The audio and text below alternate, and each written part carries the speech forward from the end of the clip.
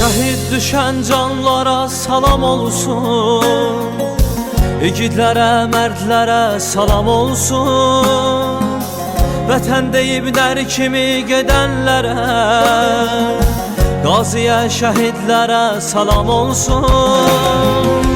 Anam atam üzülməsən halimə, şəhid olum tək vətən sağ olsun, sağ olsun.